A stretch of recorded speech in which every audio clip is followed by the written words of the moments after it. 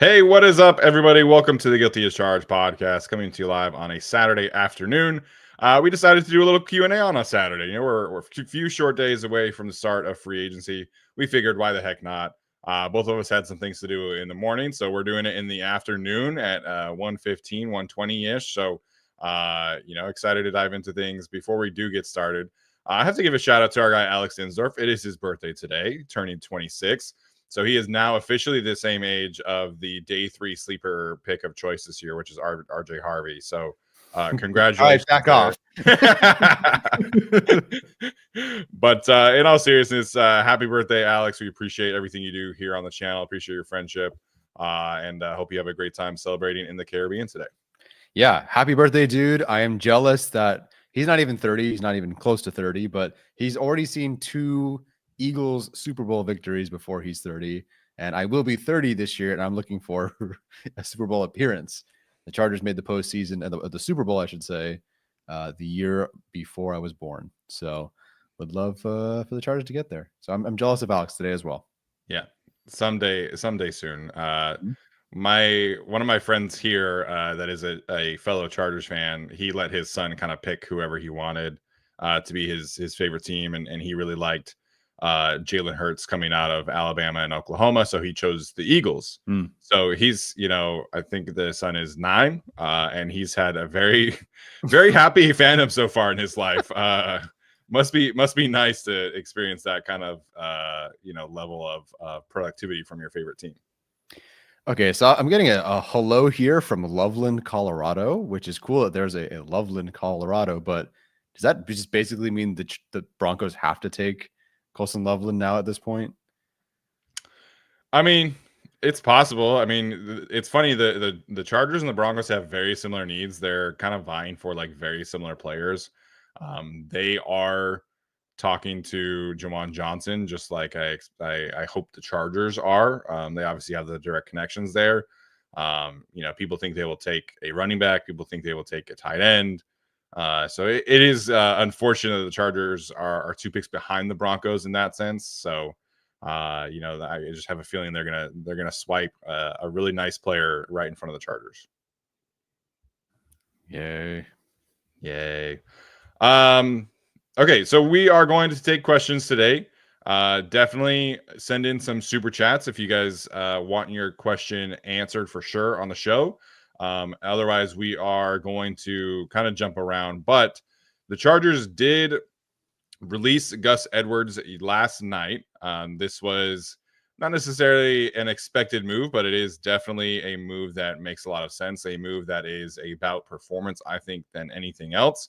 So the Chargers currently have Kamani Vidal and Hassan Haskins on their roster. Otherwise, their running back room is very much up in the air.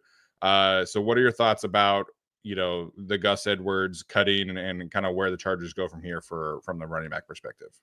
Yeah, I mean, obviously this was an expected move among Chargers fans. Just never materialized into anything remotely like what the Chargers or Chargers fans even expected out of Gus Edwards. Did we expect a 2,000-yard rusher or even a 1,000-yard rusher with J.K. Dobbins as his other running back mate? No, I didn't think Gus Edwards is going to do great things this season, but I was hoping for even the 4 yards per carry and some efficiency there, and anything, pairing him back with Greg Roman. We covered all the stats before or when he signed with the Chargers, but before the season, like when he was with Greg Roman, his efficiency numbers were awesome, but it never materialized. There was an injury in there, here and there, some things that were like discussed, maybe not so much, something that happened in the offseason. Didn't seem like he was fully himself when he started the season.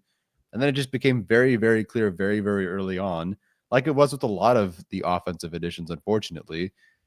Just wasn't the same. They tried to mine more out of someone that just didn't have that last thing for the Chargers. So Didn't work out. Like you said, it was more of a performance thing. It wasn't a big contract they had to move off of, but they did. It wasn't a big contract, but they did have to move off of that contract. And, people are throwing around like Hampton at 22 now.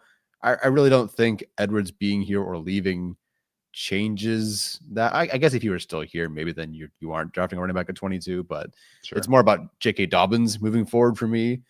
Running back at 22 kind of changes depending on whether Dobbins comes back or not. But yeah, wish Edwards all the best. It is clearly another example of just because you find a big running back does not mean that big running back is a bruiser and a post-contact guy. I think a lot of people see the really big running backs and assume that, well, let's get a really big running back because that'll be a big bruiser post-contact guy. That's not always the case. You just have to look at the running back's performance, and that just wasn't it with Edwards. Yeah, I think we were in favor of the signing because, he had just come off his best season, in 2023 with the Ravens, and the Chargers didn't exactly have a ton of money to spend. There were some, hints here or there that they might be a little bit more aggressive at running back, but their biggest signing last year was Will Dissly from a cap standpoint. So Gus Edwards was fine. I thought it made sense. I'm really glad that they doubled down and got J.K. Dobbins as well. Really gave them some good insurance. But Gus, unfortunately it never really looked like he was himself this year. Whether that was the ankle injury or other things. Obviously had a great game against the Denver Broncos, but that was pretty much it. So you look at his numbers on a whole, he was one of the worst rushing efficiency running backs in the league last year. Rushing yards over expectation, rushing yards percentage above expectation, yards after contact. It was not a very, very good season for him. So the Chargers are going to move on here. And I think they need to get, younger at running back for sure. I do think they need to include a draft pick at some point. Whether that's at 22 or later, I think depends obviously on who's on the board. But I think we see this team take a running back in the first 4 rounds, and this is a great running back class, right? And I think there's a lot of great options for them to pair with JK, or pair if they want to replace JK with some other free agent that's like equivalent. Rico Dowdle, for example, from the Cowboys, is a younger back who's been having obviously the breakout season from the Cowboys this last year. So there are some good opportunities. The top of this free agency class is not somewhere where they should be spending money. But this is a great draft class. I do expect them to spend, a top four round pick on a running back this year. Given this stark contrast between assuming Dobbins is back, but understanding the contrast between him and Gus Edwards, do you think that if Dobbins is back, the back that they would be looking for in the draft or in free agency is more of like a bigger, again, the assumed physicality type? Or do you think that they would prefer potentially a complement to Dobbins who's maybe just like Dobbins, because that did work out better for them last year? Double down on what worked last year. Yeah, I think that's tricky because you have Kamani, who, they did just draft, and I know that he wasn't exactly amazing when given his chances, but I still think they're going to like him and we're going to want to see if he can develop or not. So I don't know if you really want to kind of like pencil yourself into a corner like that and choose a compliment, or just choose like the best player, because I love JK. I think he should be back, but he got hurt again last year, and his knee injury was essentially a tear. Like he came back and played through a pretty severe knee injury. So I don't think they should look at it as we need a bigger physical back to complement JK as much as they just need a long-term asset that they really, really believe in, because, JK, even if you sign him to a multi-year deal, there's a good chance that he's only here for like 2 years anyway. So if they do want a physical back, there's a lot of those in this class. If they want kind of more of a slasher to compete with Kamani, there's a lot of those in this draft class. If they want like a true 3-down guy, because that's what JK was for them essentially for the bulk of the season, that you probably got to take at pick 22. And that's probably, Ginty if he's there, obviously, or Hampton. Other than that, I think you're probably, getting more of a specific type or a role that you feel like could long-term help your room. Yeah, I agree there. Very curious if there's any discussions. Again, we push back on the idea that Drew Dahlman is a fit. Sure, you can work around different reasons why he does make sense for the Chargers. I think ultimately he's not a fit and will not be a Charger. But I am curious if their choice of running back then changes, if there's even discussions with Dahlman as their option, because I think it would have to. Yeah, it definitely would have to. And I was having a conversation with Brett Coleman on Twitter about this, because he put out, a thing that Drew Dahlman signing to the Chargers would make a lot of sense. And he pointed out the Chargers did run 20% of their run game last year was outside zone, but Drew Dalman was about 60% in Atlanta last year. So that's a significant change. And, I think JK is versatile enough to where he can kind of play across multiple schemes. But I do think that Gus had a very specific style where, he is more of a gap power scheme runner. And, it is going to be interesting to see what kind of running back they want to target later on. So like Jacob pointing out, the Ohio State running back, I think Judkins would be a fantastic complement to J.K. Dobbins. I think he would be a really solid replacement for Gus Edwards. But Trayvon Henderson, I think, is probably he's probably a zone runner. He's probably a typical Shanahan type back. So we'll get a glimpse. Obviously, if they do sign Dalman, I do think they need more of a zone type runner in addition to J.K. Yeah. Yep. Okay, so there have been some Khalil Mack rumors out there. I don't know how much you want to touch on this a little bit. There was a report by Dan Graziano that the Bears and the Buccaneers were interested. Ben Standig of The Athletic has also added the Commanders into that ring. So there are several teams interested in vying for Khalil Mack's services. The Bears posted a wonderful highlight tape yesterday. I don't know what the heck that's about. Bears media is convinced that Khalil is going to Chicago. I have heard from the jump that the Chargers have made it their top priority to bring Khalil back. That has kind of played out publicly. We've seen Jim Harbaugh go on the Pat McAfee show and say, hey, like, pay that man. But privately, they are extremely, extremely motivated to bring Khalil back. I frankly, right now, I am not really worried. I still think this is a 90% chance the Chargers are able to bring him back. The Chargers have a very competitive pitch here. They obviously have the familiarity. They know what he's about. They have the quarterback. They have the coaching staff. They have the training facility. They have the money. This is really just going to be Khalil's decision of where he thinks gives him the best chance to win. That really is what he is interested in right now. You can basically classify him as like a highly priced ring chaser, if you want to look at it that way. So is he kind of doing the dance and talking to people? Yes, he is. He is getting his market and he is figuring out how much he is going to be worth on the market. I would be absolutely stunned and shocked if he chooses the Bears to go back to the Bears. The GM who traded him is still there. The coaching staff who was all there are all gone. The Bears are objectively speaking the fourth worst team in their own division. They do not offer him a better chance to win than the Chargers do. The Commanders, they might offer a better chance to win. They were just in the NFC Championship game.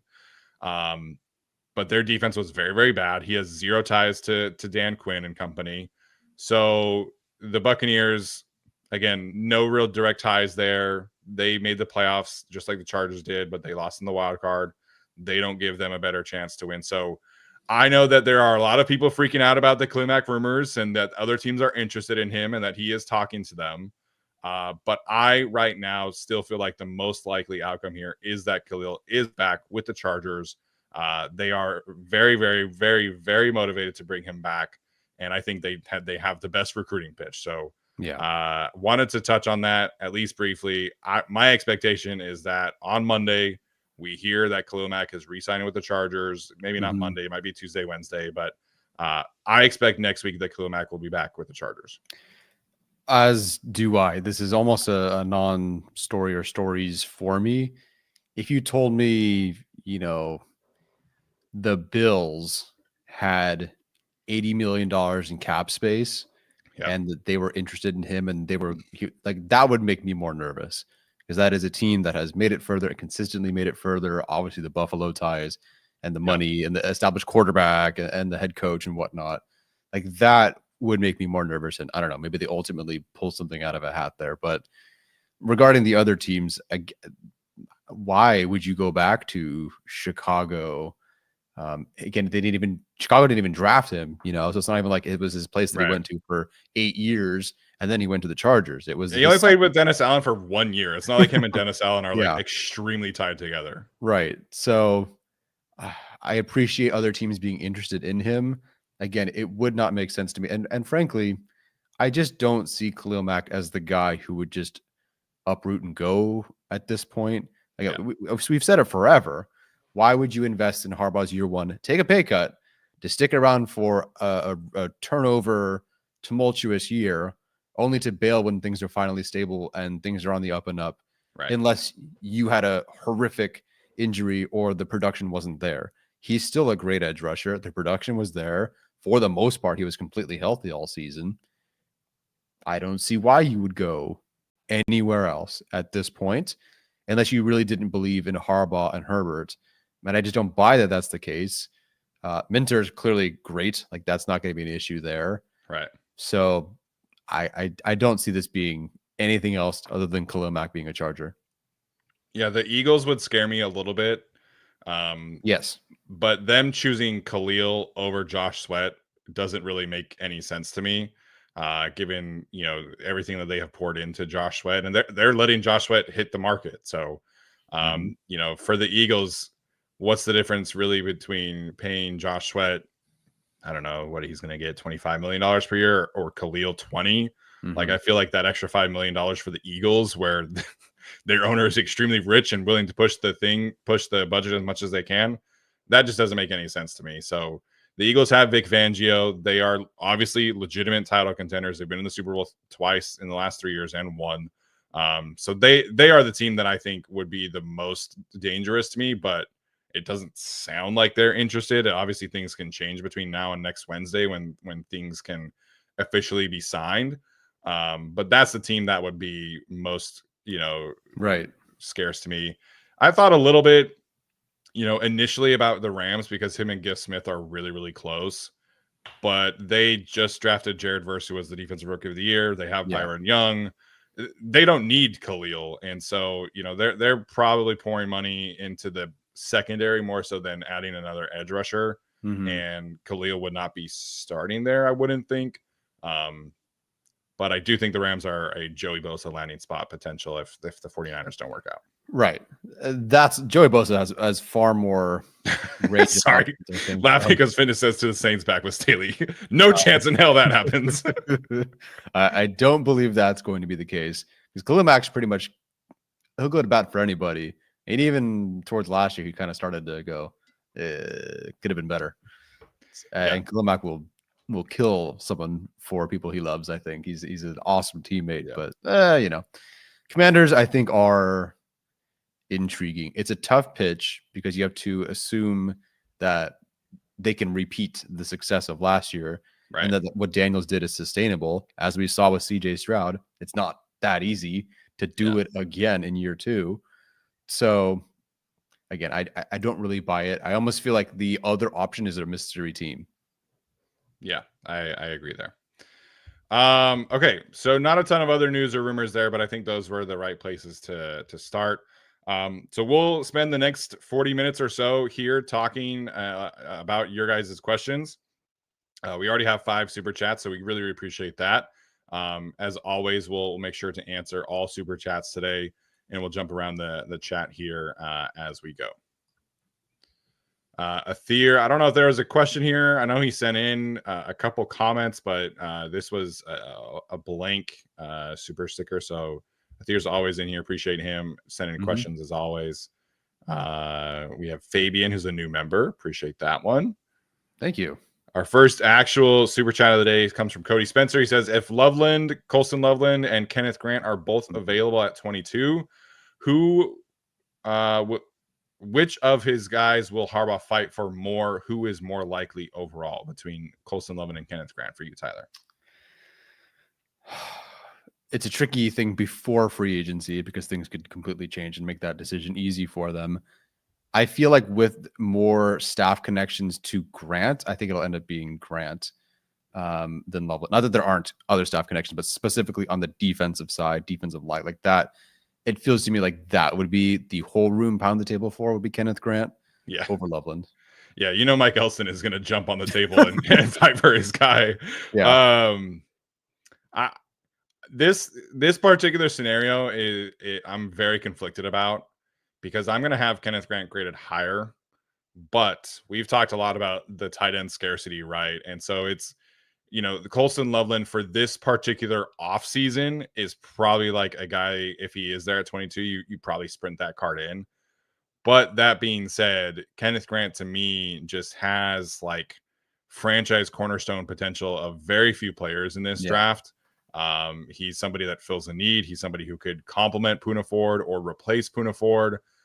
He is one of the most athletic, freaky players in this particular draft. So I would be very torn about this particular scenario if it does unfold this way. Mhm.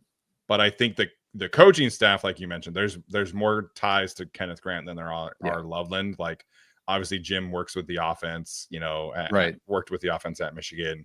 They have the former quarterbacks coach now in tow, but I mean the entire defensive staff is in LA. So Yeah. I think the coaching staff would fight for Kenneth Grant.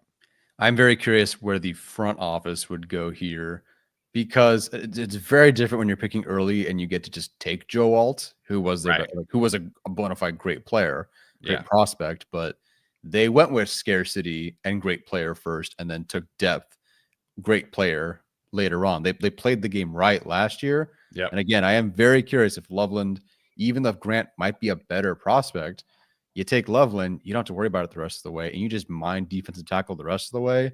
It kind of makes more sense based on what they did last year.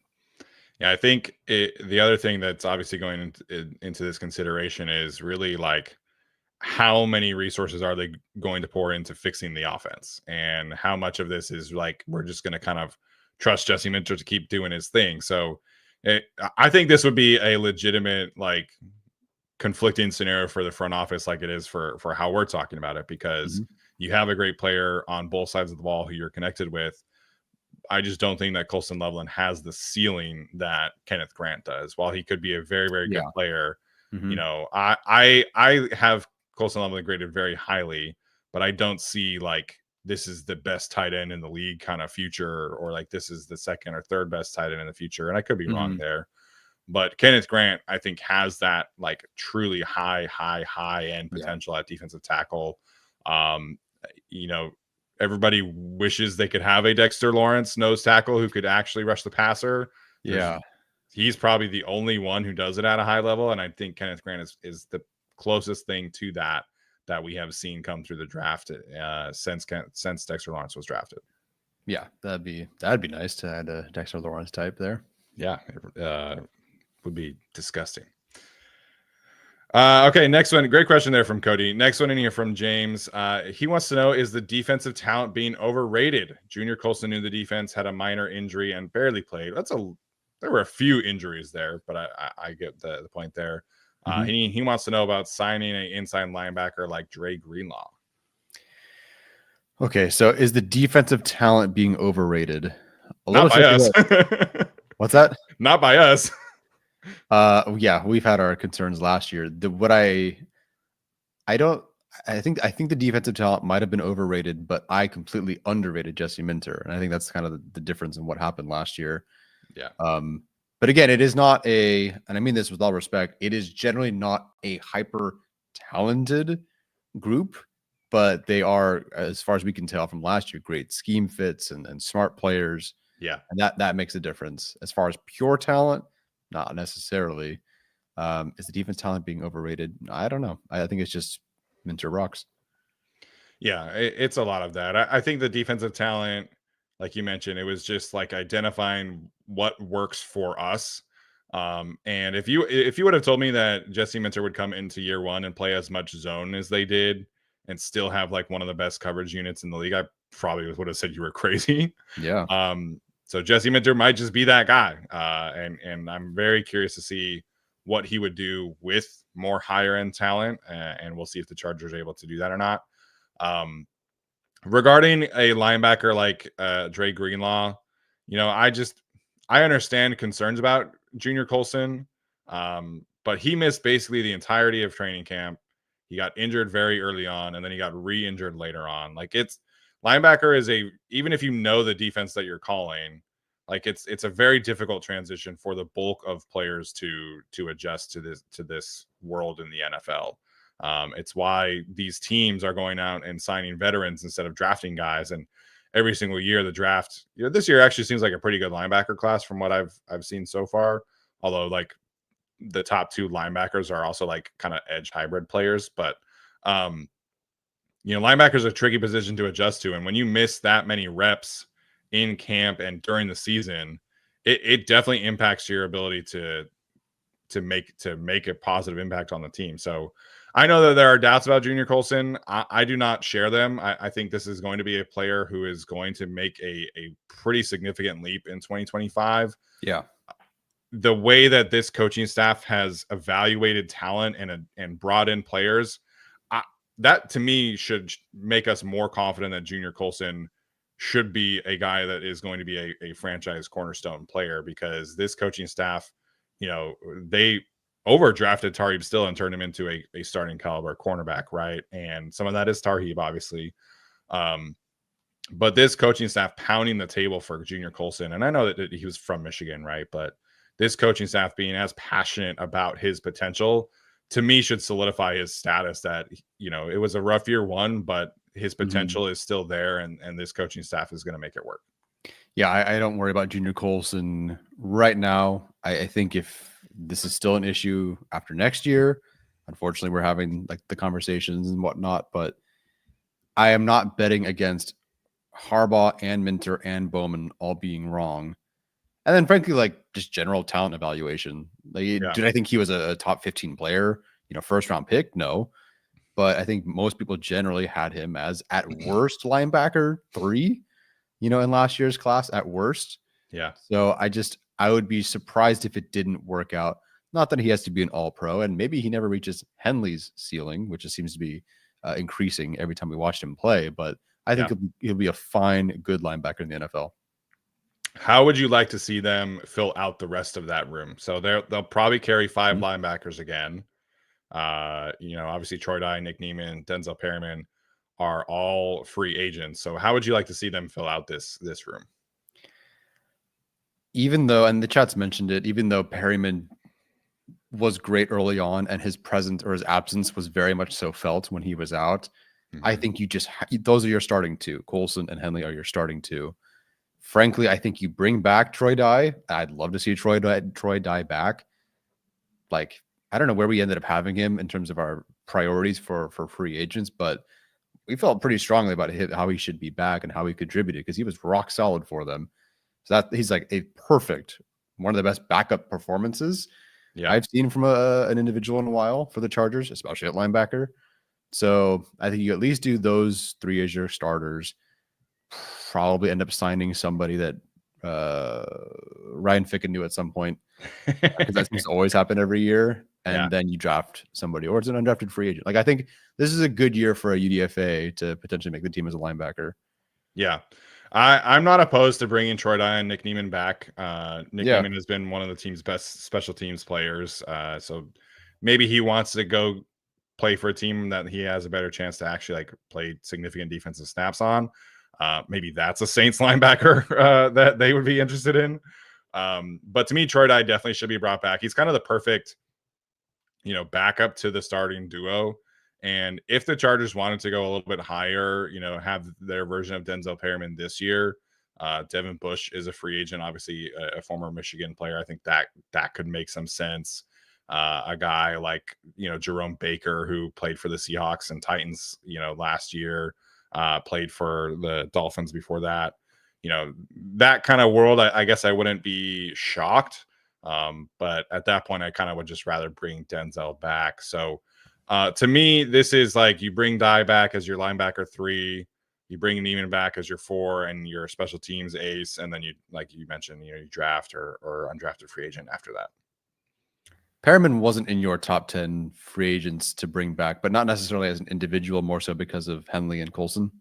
Yeah, just because Henley and Colson and because of the age. Like I do think that, his play style and his age is kind of going to lend itself towards him, hitting a decline pretty soon. Yeah. Next one in here from Mike Smith. He wants to know what we think about trading for Brandon Aiyuk. I don't know how much I buy those rumors that they're actually going to trade him. So there was a story from Mike Silver last year that there were like all of these, when there was a lot of talk of them trading him to the Commanders, that Kyle Shanahan like ran up to the owner's room and basically was like, you can't do this. You can't trade Brandon Aiyuk. I would be kind of surprised if they traded him. It would be a lot of dead cap money off of a recent extension. So would I be in favor of it? Yeah, 100%. I love Brandon Aiyuk. I would have been very happy with that trade last year if they had been able to get in there. But I just don't. I would be shocked if the 49ers actually did this. What was his? Oh, he tore his ACL and MCL. Yeah. So that's the other thing, is that he probably is not ready for the season. He's probably, at best, like ramps up to the second half of the season. So yeah, that's a much tougher sell this year than last year. So I'm just looking. Have you seen his? Wait, this is Brandon Aiyuk. Have you seen his contract? No. Outside of like the average per year and all that. Is this right? He has a $42 million cap hit in 2027. How much? I'll show you.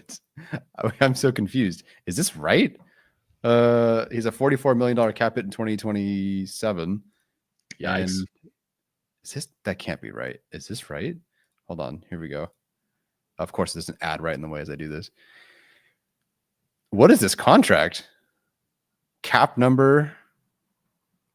Jeez, that's a contract. Holy cow. Are you putting it on the screen? Oh, I guess I could. Sorry, I'm looking at it by myself. My bad. Here we go. Okay, so the only guy that has a $10 million cap hit this year, $20 million guaranteed salary, base salary, not that much. Oh my gosh. Look, these cap hits are crazy. 42 in 2027, 44 in 2028. And then just a void year for 14. Yeah, there's no way they're trading this contract. There's no way. I don't think I've seen something like this. Yeah, there's no way there's no way that's a real thing. Huh. Your reaction though, what is that contract, was really funny. I was just like, what is this? I was just like, wait, what? 44 million in what year? Yeah, I can't believe they paid him that much, and that's how they broke it up. Interesting. Very interesting indeed. Mark Scott, super sticker, appreciate that. Jacob Arnall bringing up a good one that I'm excited that somebody did. The Raiders obviously released Andre James yesterday. He wants to know where specifically he would rate in our free agency interior offensive line board. In terms of pure centers, he would be my number one choice right now. I think he presents the best bet of scheme fit and youth. Like I think Ryan Kelly is probably like a better player. But I'm really, really nervous about those injuries. We've talked about the whole Drew Dahlman thing. If you look at 2024 grades on PFF, it's not a pretty picture. But the Raiders lost their offensive line coach to the Giants last offseason. He dealt with some injuries this year, and the Raiders scheme was an atrocity. Like Luke Getsy should never coach in the NFL again. That's an exaggeration, but so if you look at the 2023 numbers, they're very, very good. Like he was top 10 in pass blocking efficiency rating, top 10 in pass blocking grade. And specifically, he was, I think he was the 5th highest graded center in gap scheme run blocking grade. They ran a lot more gap scheme over the last couple of years with the Josh McDaniels type scheme. That's how the Patriots have always, run their systems. And so he fits the size profile that the Chargers generally have looked at, from the Ravens history and things like that. He fits the scheme. The youth is there. I mean, you probably know more about him than I do, but to me, you look at his numbers from 2023 and they look like a guy who was ready to make a leap in 2024 to be one of the next top guys at that position. Yeah. And then his coach leaves, he gets injured, the scheme sucks, all that stuff. So this is like, we talked about reclamation projects on our last show. Andre James would be a perfect option here because I think this is their best chance to land like a high-end center right away. And I don't know if you like hand him the starting center position by any means, but this is a guy I would absolutely be very, very interested in because of everything that I talked about. And as always, would not count against the compensatory pick formula. Yeah, a lot of reasons to consider him. I think he's your safest bet. Ryan Kelly could be much better for 7 games, and then that's all you're going to get. Yeah. Again, Dahlman being this potential schematic, not fit, far more expensive, I would imagine, counts against the comp pick formula. So yeah, I'd definitely be in favor of this. At least, like, you're not getting Corey Linsley, but you're also upgrading from Bozeman, Right. and you see 4, 5, 6 years in front of you. The contract won't be that, but you can see how this would be someone you can work with for years. And if not, it's also a stopgap if you absolutely need it. Like it probably Right. 2-year deal, maybe something like that. Yeah. So I think that you feel pretty good about adding him. Is it the greatest signing ever? No, but beggars can't be choosers in this kind of draft class and free agent class. Right. So like we're talking about this center position this year, right? Like they're thinking of moving Zion to center. Like that to me shows that they know that this center offseason is fair. not great. Yeah. So you get a guy like Andre James in there, you can have him and Zion like compete and duke it out, and you can add another rookie who has center flexibility. And you figure out who the best center is, who could play guard for you. That's a great situation where you have 3 guys who could potentially legitimately challenge for your starting center spot. And have that flexibility to roll guys in other positions. That to me is how the Chargers should approach their other positions. So I do expect them to go get a higher end guard, whether that's a Will Fries or whoever, whether it's left guard, right guard. I expect them to spend big at one of the guard spots. The other 2 spots, I think you just take as many chances as possible at those 2 spots. Whether that's another free agency signing, whether that's a draft pick and Zion, or, there's been talk from like Daniel Popper about Trey Pipkins sticking around, which I don't know. We'll see about that. But I think you should have 4 or 5 guys fighting for those last 2 spots, and whoever comes out on top in training camp, great. And then you're in a really good spot from a versatility standpoint, in a really good spot from a flexibility standpoint. And Andre James, I think, fits that kind of area where I'm not handing him the starting center spot. But if he can give you 2023 Andre James, he's your best possible center outcome for 2025.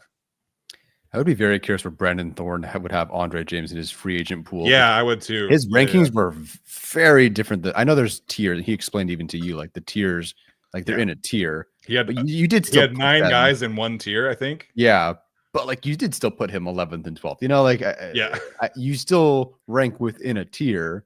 So even if there's not a ton of separation, the separation that we saw, basically not a huge fan of Banks or Jenkins, which are 2 names that we've been discussing for different reasons for the Chargers. So, oh yeah, I didn't even make that connection.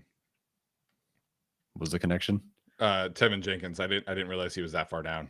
Oh yeah. Which was again a surprise. Yeah, I would have assumed better than 13th or whatever he was, but yeah, neither here nor there. Yeah, so Brandon Thorne, for those who don't follow him, I definitely recommend following him. He does great work out there. So he actually, his favorite pairing for the Chargers this offseason is Mekhi Becton. I don't think Chad Alexander is going to sign off on that one.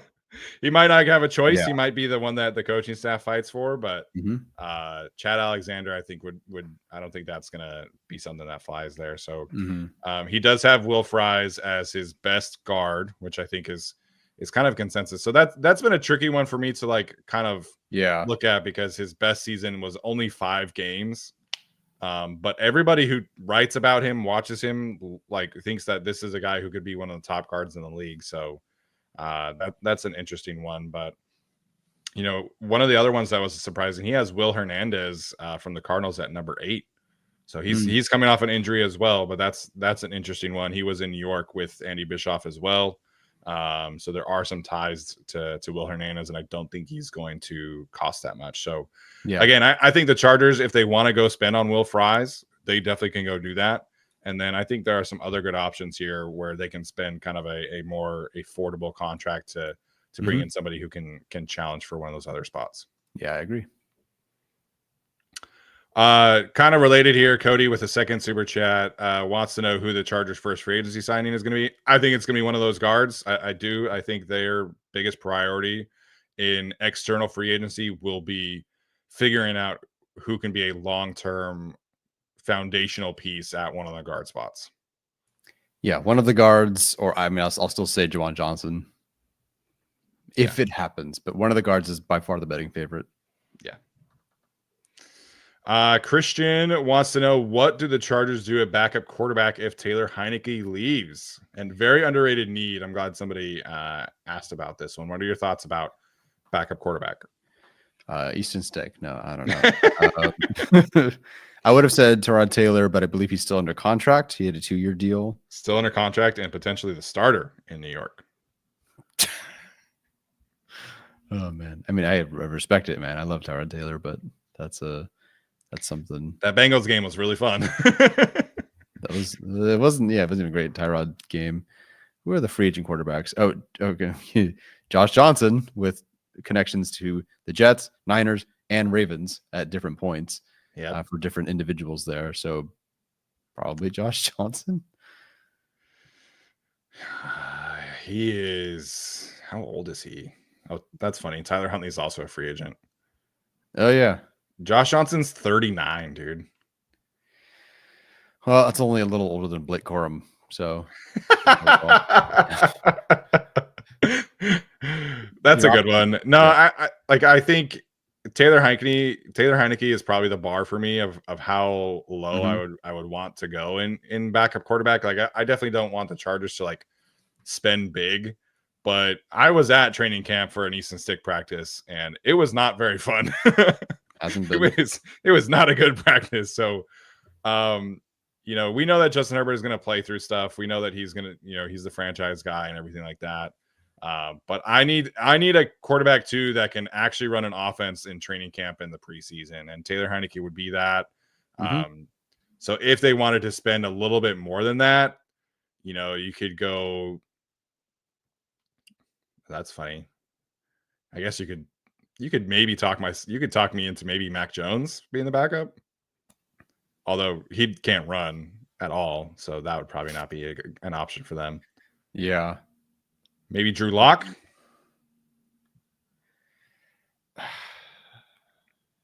Yeah. I don't know. He won my mom's and Prize Picks money, so sure. Bring on Drew Lock. Alex's guy Carson Wentz is a free agent. No. Joshua Dobbs. Intriguing. But yeah, sure. CJ Beathard.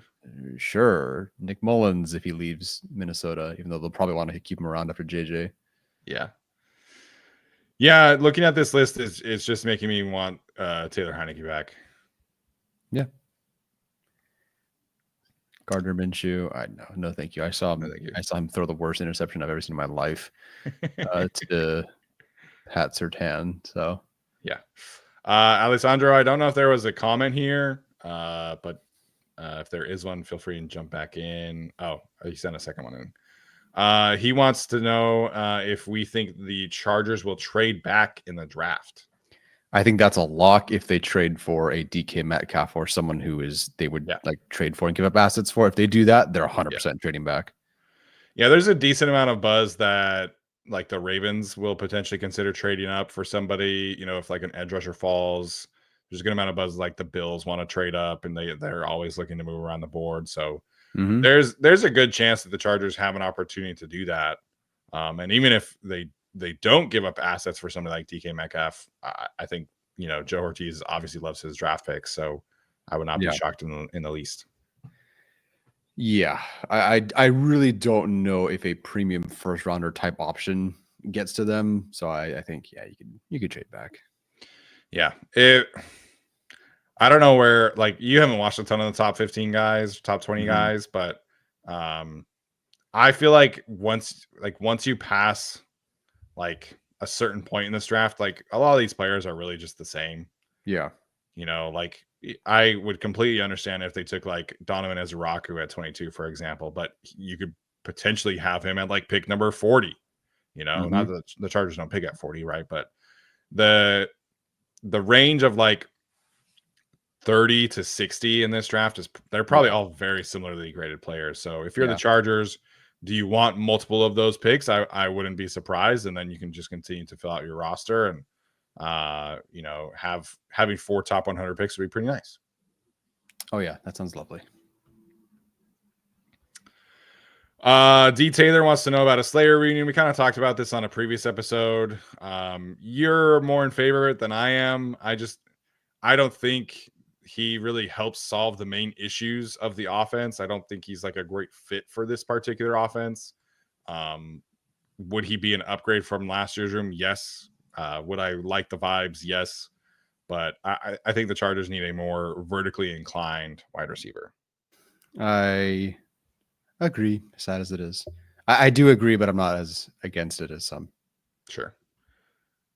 He asked about Jonathan Allen, the Washington Commanders defensive tackle. Do you have any thoughts there? Obviously, I would have had thoughts years ago when he was more productive, before the big contract. Obviously, now he's released, and that does make a huge difference. Them shopping around for a trade, him being released, that's a different story.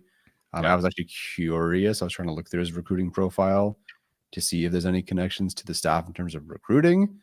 Michigan offered, so I'm guessing there was some love there. Doesn't say who recruited officially, but what year was that? 2017. So Jim would be the only one that would be him probably. Yes, I'm looking through the rest of some other teams. I don't know. Stanford offered, but he wasn't there. Hello, silly. Can you hear that? Wow. Yeah. Okay. Apologies for the barking. Oh, you're good. That's a no on Jonathan Allen from Sully. That is absolutely barking up the wrong tree. Yeah, I would be in favor of it. You'd have to definitely do some homework on so he tore his pec this last year. He did return to the season and played in the playoffs, but the numbers were a pretty far cry from what he was putting up in 2023. But in 2023, he had a pass rush win rate of 15%. He put up 49 pressures, 6 sacks, 13 hits. So the numbers from then are still very, very good. It sounds like there are other teams who are going to throw him like a nice bag, but I would definitely be in favor of it because we talked about this once previously. Like the best interior pass rusher season the Chargers have had was probably like 8 years ago with Corey Liuget. So it's been a minute since the Chargers had like a true interior pass rusher. So Allen's not the guy who he used to be, but he's still very productive, and I would definitely be in favor of it. Yeah, if you're telling me Milton Williams for, let's say, 22 or Jonathan Allen for half, it's pretty tempting. Yeah, I agree there. Okay, I think we got to all the super chats. We did get D Taylor in as a member. Appreciate that. If you are joining up as a member, make sure and check that Discord link as well. We've had some fun conversations in there and dropping some information as we get them from time to time as well. Yeah, and if you don't find it, you can't see it. Sometimes it does expire every week. It expires, so just let me know. I'll send it to you. Oh, we did just get another super chat from James. Did you see DaCosta interview with McShay saying since Ozzy, they have been searching for a prototypical X? Will it influence Ortiz to trade for DK or T? Well, T. Higgins is not available.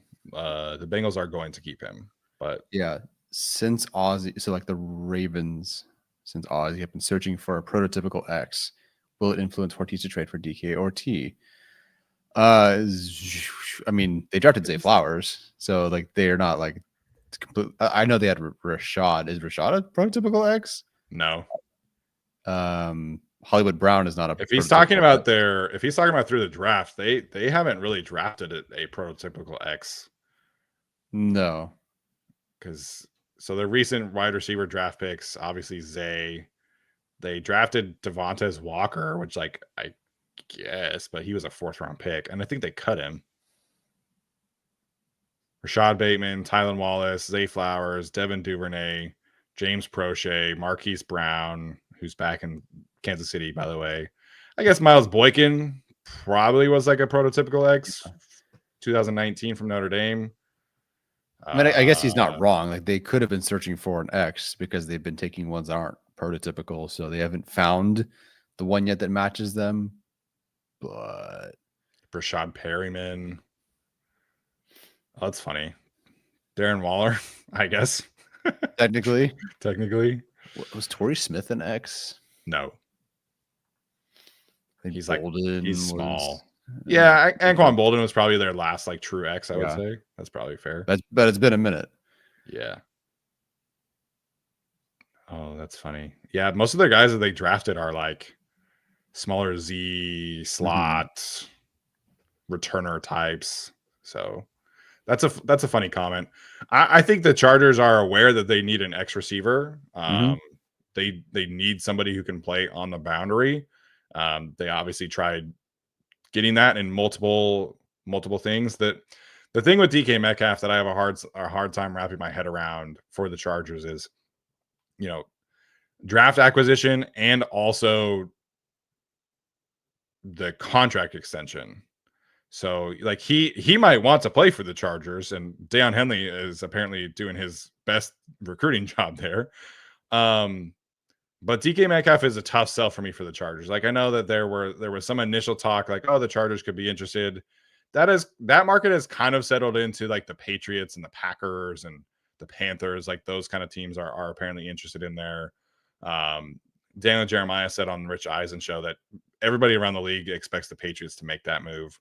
Now, whether DK wants to go there or not is a different story, but the Patriots are going to be driving up the prices for any receiver. You know, there's rumors that they've made an offer to Chris Godwin for $25 million per year. So I don't know, man. That's a tough sell for me for the Chargers from a cost standpoint. Would he help? Yes, 100%. But that's an expensive trade, and it's an expensive contract that you have to give that guy. And I just don't know if the Chargers would be interested in that. Yeah, ultimately, unless he hates the Patriots, the Chargers can't outcompete them in any perspective, nor should they. Yeah, I agree there. Jacob wants to know your thoughts about, or your dad's thoughts about, he was pretty like even keeled about it. You know, this isn't like a, hey, we have the new next quarterback for the next 10 years sort of deal. But he was, given where the Raiders were picking, because they decided to, bail on the whole number 1 overall pick thing, which he was very unhappy about. Like my dad knew at 6, you're either giving up a ton in the entire future for a class you don't love, or you're just not getting a guy. So for the Raiders, it's a good interim. Getting him for a third, I think what made him very happy. It wasn't like a, I thought that was pretty good deal, unfortunately, by the Raiders. Does it make them instant competitors? Not necessarily. Probably not. But there's a world where the Raiders, if they nail this draft class and they use their money in free agency wisely, are actually a very dangerous team. Not in like a Super Bowl contention way, but in a, I've seen the Chargers lose to this stupid team too many times, and I would be a little nervous because they're technically also getting Wilkins back. They've kept the continuity on defense that should get better. Like, so are they going to win the AFC West? No. Are they going to be a pain in the ass? I think so. Yeah, pain in the ass is the right way to describe that. I mean, it's Pete Carroll. Like, I question how long they're going to be a pain in the ass and how long they can keep this thing going with a 74-year-old head coach.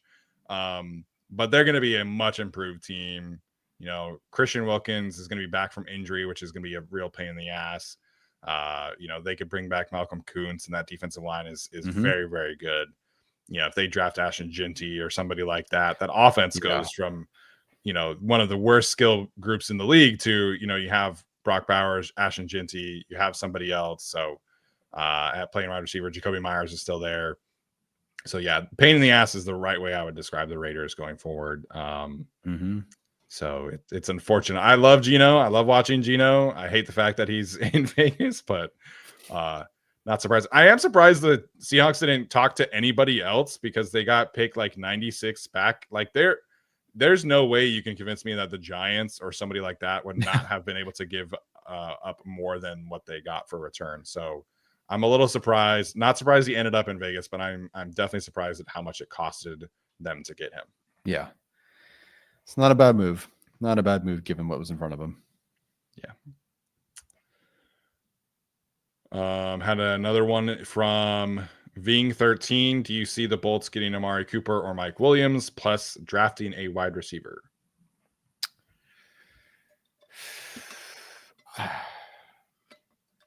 It's tough. It has been and will be tough for me to get behind Amari Cooper because of what happened last year. Yeah. Because it's not like he went to some dog shit quarterback situation. But it's 100%, I think, the Chargers' MO to go get a player they can actually get something out of, who they know very, very well through multiple connections, and get more out of him than the contract's going to cost. Like, I think that is a very potential surplus value contract that they might not be able to pass up on. Yeah, I mean, obviously they have the ties with Sanjay Lal. This receiver market is tricky for me to figure out. Like, I'm very much on board with Devontae Adams, but after that, I think Darius Slayton probably makes the most sense. But like, Hollywood Brown just went for $11 million, guys. Yeah, I don't know, man. Like, I like Slayton, but with the way that this market is going, like, there's a chance that Slayton goes for like 18, $19 million. So it's just it's a tricky wide receiver market to really like get excited about outside of Devontae Adams. Yeah. Amari Cooper makes a lot of sense. I think the Chargers would be able to get value out of him because he at least can play on the boundary. But again, the price tag, if he costs you $20 million, I'm not really particularly interested in paying him for that kind of contract. I think there's a pretty good amount of risk baked into signing him. Yeah, if he goes out there and puts up an 800-yard season, you're paying $20 million. Yeah, that's not great. I don't know. Yeah, I'm very nervous about the receiver options after Adams, to be honest. Yeah, I agree there. If Slayton is like $15 million, like I'm on board with that. I think that makes sense. It's a little bit more than PFF projected, but that's essentially like the Darnell Mooney contract plus the cap increase tax. So I would be on board with that. But if he's like if he's like 18 to $20 million, I just probably am not super interested there. Yeah, but like Devontae Adams, Andre James, Jonathan Allen, these players that were released who can have more to give and could get some value out of, it all screams Chargers there. Yeah, I agree there. What are your thoughts about bringing Simi back? Obviously 100%. not as a starter, but I think it makes a lot of sense. Yeah, I would understand if he wanted to go somewhere else to find more of a role as a starter, potentially wide receiver 3-4 or something, because ultimately he's probably buried on the chart. But as far as the Chargers go, yeah, like he over Rice should be on the roster. At minimum, he's your special teams player. At minimum, and a great one. Like, that's exactly what you want. A great special teams player who can block his ass off, contribute in a pinch. Yeah, I think he should absolutely be back. Yeah, and it's not like he's going to cost a whole lot. So, the Chargers are going to have to fill out camp bodies. They're going to have to fill out preseason receivers. We know he can play in the preseason. We saw that last year with Easton Stick. So I would like to see what that looks like with a better backup quarterback. But yeah, solid number 5, 6 option, special teams, blocker. I think he is somebody that should be brought back at some point. Anthony Rhodes sent one in here. He had a comment after this, so I assume that was meant to go with the super chat. Do you see a world where we go aggressive on corners in the free agent market? Yeah, if you go to a few videos ago, I did a whole defensive heavy offseason. Wasn't everybody's cup of tea, but yeah, totally. I think that there are some question marks in the secondary, even though I love the players and how they performed last year above expectation. You don't know for sure about everyone. So yeah, I think they absolutely could be aggressive and go get themselves. There's no like super expensive, like $25 million option out there. But yeah, I could see them going one of the boundary corners, Nate Hobbs, like that sort of thing, which isn't aggressive, but it's spending a good amount on 2 new starters.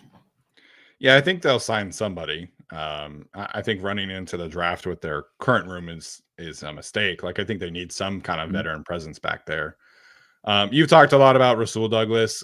My biggest curiosity of Minter and where this goes in like version 2.0 is, do we see them pivot to more man coverage in year 2, or do they continue to run like a zone heavy scheme in year 2?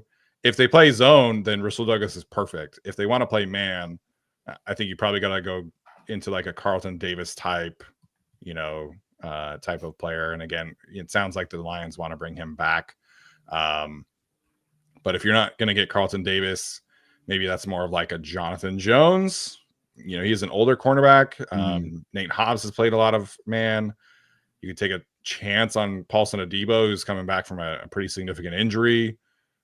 He's the youngest cornerback available, but that could be somewhere there where they go as well. So very curious to see what Minter does in year 2 from a schematic standpoint. James with another one. Appreciate his support today. He wants to know why I specifically am lower on Booker and most are high. So he's a very specific archetype of guard. And that I think played out at the combine. And I do think he does fit like what the Chargers want to do. And I do think he fits like what the Chargers look for at guard. If he is drafted in the top 20, he would be the worst guard athlete that has been drafted in the top 20 since DJ Fluker. And technically DJ Fluker was a tackle. So his athletic testing is, again, he's an offensive lineman. He's a power. He's a mauler guard. That's not his style. I never expected him to be a great athlete. I definitely expected him to be in like the 6 range on RAS, not in the 4 range on RAS. Yeah, so that surprised me. That's part of it. It's not the only reason, but I think there are very clear athletic limitations on tape. And I think like his whole like thing at the combine that I think he said to Alex Katzen was like, I want to take souls and like I want to be this guy who's going to make people question why they play football. That's cool that he has that mentality. I don't see that as much on tape as people are making it out to be. So I do think his power profile is a little overrated. There's athletic concerns there. I think there are some technique issues there. He's going to settle into like a mid-second round grade for me. So I don't like hate this player. If he's the selection at 54, I'm cool with it. If he's the selection at 22, I'm very concerned about what the decision-making process is. He's a good player. I just don't think he's like a first-round guard. Like to me, when you're talking about first-round guard prospects, like you gotta check the athleticism box. You have to absolutely check that box. Even Kenyon Green, who I wasn't super high on, his RAS score was like 7.4, 7.5, something like that. Yeah. It's just a position that I think is, we're getting to the point where it's becoming a little bit more valued. But if you're going to make me choose between a guard and a corner, or a guard and a pass rusher, or a guard and frankly a tight end, you got to be a high-end athlete, and Booker is just not that. Yeah, I think I'm in that same like mid-second round range. I could see him going in, the back end of the first round. The issue I think my issue is more so just the specific spot where the Chargers are picking at 22 is where I do not see the match there. I know people give a shit for it, but like Zion Johnson's the kind of guard you want to take in that range, and pray he gets you to, gets to 22. And that's what you're kind of going for as long as the scheme fit is there. Yeah. Booker is solid, but I think there are other players at that spot who I'm either hoping pray to 22 or just, should be about there that I just flat out think are better. Yeah, I agree. I think him and Donovan Jackson are like very close as prospects, in my opinion, like very similar profiles. But Donovan Jackson had like legitimately good tackle tape to close the season at Ohio State. He's somebody that should go ahead of Booker, in my opinion. So it's just not the kind of guard prospect I usually gravitate towards. Do they have value? Do I like them? Yes. Are they top 10 players? That's tricky for me. So second round player, pick 54, cool, works for me. To me, this is not a prospect who should be in the first round. I think this will potentially be our last one here, but Alessandro wants to know how we feel about Tuli replacing Joey Bosa. I guess that's slightly I guess it isn't TBD. I think that's probably ends up being the case. I am ready to see it. I'm ready to see Tuli walking into a season full time as the starter looks like. TBD officially if that's what's going to happen. But if it is, I'm very interested to see what it looks like. Yeah, one of the things I want to do in the offseason is go back and watch the tape of the games where he was like the starter. where he had like 7 sacks in 4 games or whatever it was. Yeah. The flashes have definitely been there. We've seen him, be a guy who can dominate a game at times, but it's just been the consistency has been something that has kind of eluded him. Some of that I do think is contributed to him playing so much on special teams. Like he was a core 4 special teams player essentially for this team last year, and at times a starting edge rusher, and like the interior pinner or stuntman or whatever you want to call it. So I do think some of the role led to some of the inconsistencies from a production standpoint. But when he's been given the chances to go pin his ears back and truly like rush the passer, the flashes have absolutely been there. So I don't know if we have a clear answer on what his ceiling is going to be. But he's incredibly consistent as a run defender. We know he has the potential to give you 5-6 pressures in a game and 2 or 3 sacks. Like we've seen that. But I'm excited to figure out what his ceiling exactly is. And I don't think we know. So I don't think anybody who is trying to define his ceiling, like pass rushers, you don't really find out their ceilings until they're like 25, 26, 27. And Tuli's 22, 23. Like, yeah, no kidding. This is a guy who's going to, I think, continue to get better. And at minimum, we know he can be a really, really good run defender. So his floor is very high. But I'm very excited to see what we can find out from a ceiling standpoint in 2025. Yeah, as am I. I'm excited for him. Like, and you like this is a player you can put a lot of your faith in with the flashes you mentioned, with his work ethic, connection. If Matt comes back, that connection just you feel good about that one. Yeah, and I think the Chargers, like, they need to add some speed to the room, in my opinion, and they need to add somebody who can play special teams and take that off of his plate. Like Tuli, he should be viewed as the second edge rusher. He should be viewed as a starter, and get somebody else who can do the special team stuff and just let him go rush the passer. Yeah. Okay, we got a couple more in here. Bryce says, I know that we have, I think it's supposed to be questions about this tight end options outside of the top 2. Is there any other options we could target that can produce in the passing game? Producing the passing game is it kind of depends on your definition. As I said in the last video, only 7 in 10 drafts have had over 500 yards, I think it was. Yeah. So if you're looking for someone who can step in and do, 500 yards, I think it really is just those 2 in the first round. If you're looking for someone who can step in, producing the passing game, and that to you is 300 yards, then, I could see some intriguing Arroyo games in there, like disappears for a bit, has a couple really great games like Stone Smart did, kind of disappears, has a couple more. I really do not know if there's a legit produce, in the passing game option out there, but it depends on what your bar is. If your bar is, more than 400 yards, I'm going to say no one outside the top 2.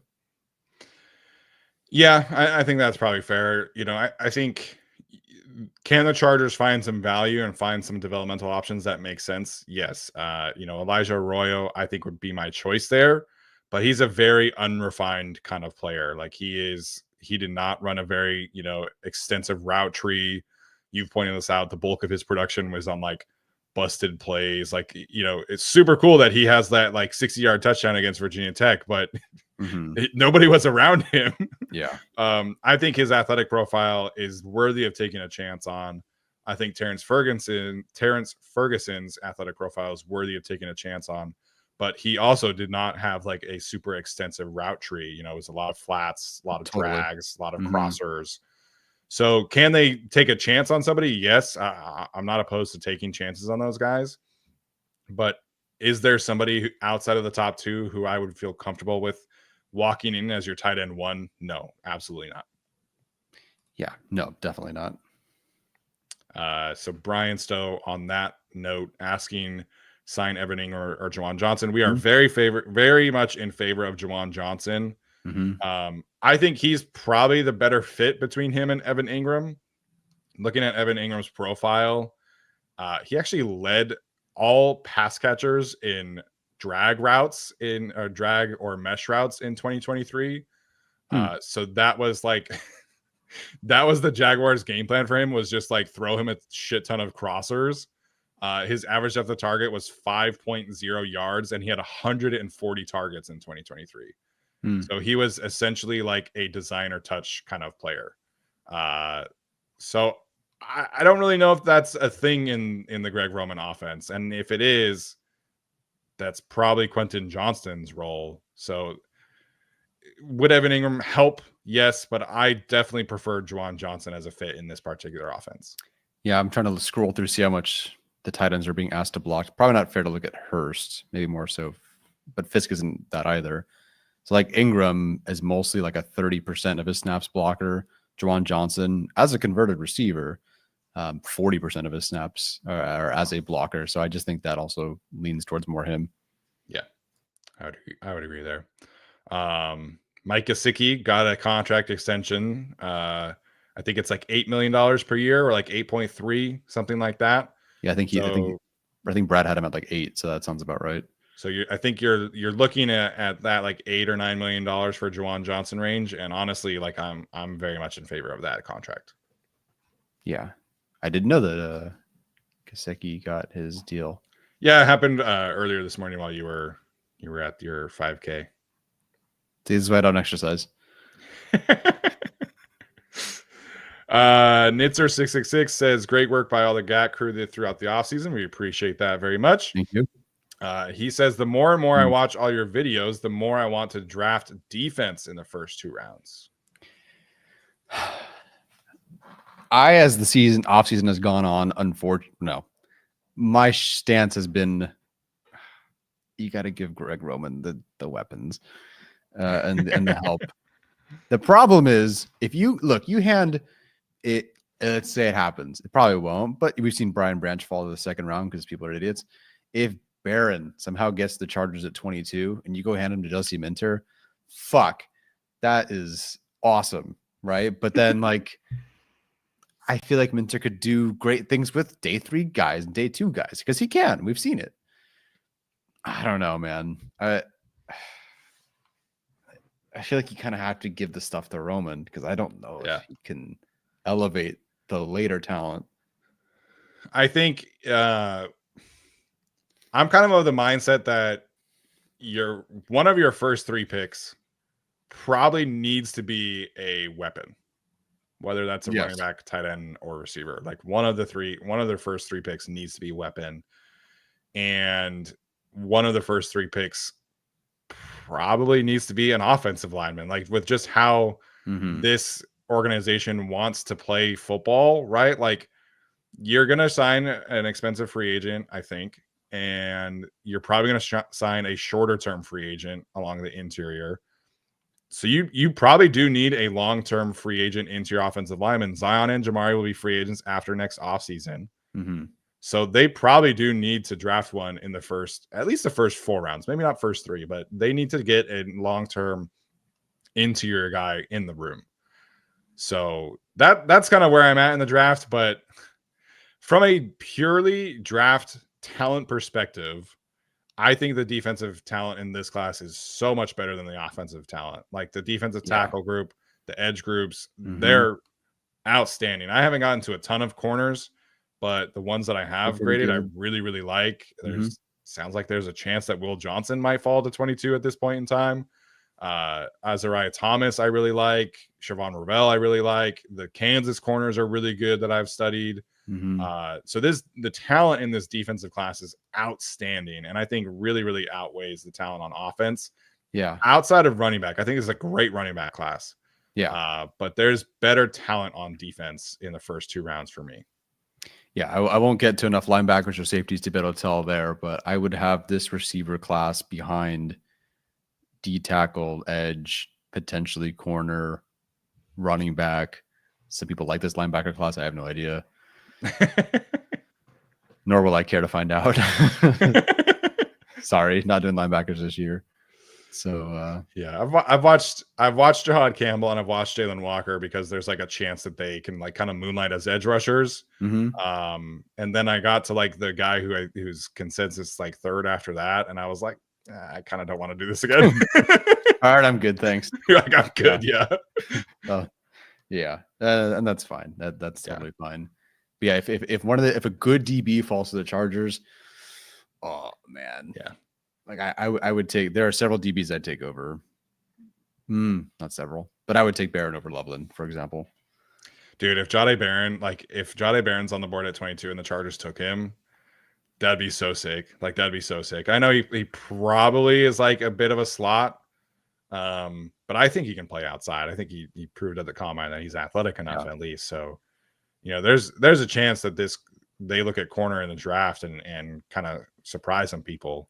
But yeah, man, the defensive talent in this draft is so good. It's so good. I watched more defensive players today. I watched an offensive lineman today, the Purdue offensive tackle, who could, I think, be like legit 5 position versatility. But then I went back in and watched a couple of defensive players, and this defensive class is just so much fun to watch. Yeah, gnarly group, man.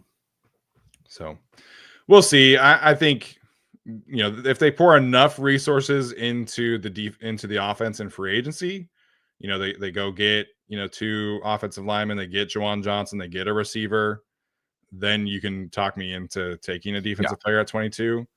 But if Loveland is there, if they took Matthew Golden, I would kind of get it. If Amarian Hampton is there, I would kind of just get supercharging the offense that much more. Yeah. Yep. Not fun for Minter, but you like that group's going to be a top 15 group, I would imagine.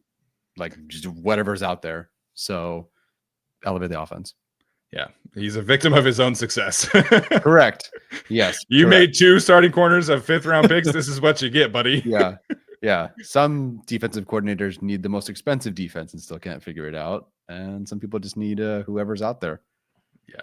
Marcus May, playing safety 3 snaps for you, it doesn't matter. No, Eli Apple pass breakups against the Bengals in prime time, like whatever you need, man. Yeah. It'll catch up. Yeah. We saw it. It catches up to you, but you can get and be a pretty good unit with that. Yeah.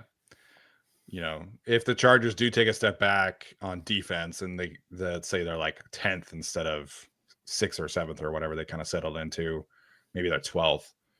You definitely need the offense to take a leap forward. So the offense has got to figure things out that way. But yes, as Jacob points out, at some point I would like to see Jesse Minter coach and defense with elite talent. At some point I would like to see that for sure. Yeah. No, if they took my defensive approach and they scored 2 points on offense, which you can't do, but whatever, per game, that's a historic defense. Like, there's a chance if the Chargers really invested in defense, that is one of the defensive greats. Like the Broncos recently, the Seahawks, Legion of Boom, like that sort of thing. Like, they can be one of the greats, or the Ravens, I guess. Yeah, true. All right, Tyler, any other thoughts before we head out? Thank you, everyone, for the super chats. This was a random 1:15 live stream, and people are excited. I think most people are, starting to circle like the same kind of names and try to be on the same page.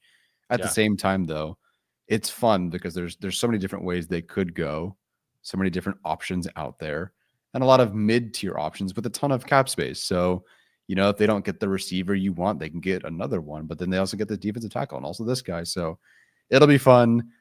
My prediction for next week is basically that Chargers fans mostly won't be thrilled because it's a lot of trench options and re-signings. And I think as much as we want the weapons and the tight ends and whatnot, and maybe a running back, I think you're going to see 2 interior offensive linemen, a lot of guys brought back, and then Chargers fans will go, what happened? But it's going to be one of the best things the team could have done. Yeah, I think particularly when it comes to wide receiver, I think fans will be disappointed in the move that they make. I think that they will make one. I just don't think it's going to be the receiver that everybody wants. We want Adams. I think it makes a ton of sense. I think they should and probably need to do it. But I don't know. The Aaron Rodgers thing of it all really makes things cloudy. There's a chance that the Vikings are going to sign Aaron Rodgers. Like, what the heck? Like, I'm so confused by that whole thing. Devontae in Minnesota probably is not a possibility, but like, if the Giants sign Aaron Rodgers, like, they're probably getting Devontae too. So I don't know, man. The Devontae situation is confusing to me. That should be the move. But the more I look at the roster, I think you're You're probably hoping you can get Darius Slayton for like 14, 15 million, and then you're drafting your X receiver in the second round type deal. Mm-hmm. So I agree with you. I think the Ravens have never truly been like super active on the first couple of days. I think we'll get like a signing or two in the first couple days, you know, but I think this is going to be a situation where the Chargers sign a lot of mid-tier options that are not going to be like super splashy names, but will really, really help the roster, you know, get to a better spot. Yeah. Yep.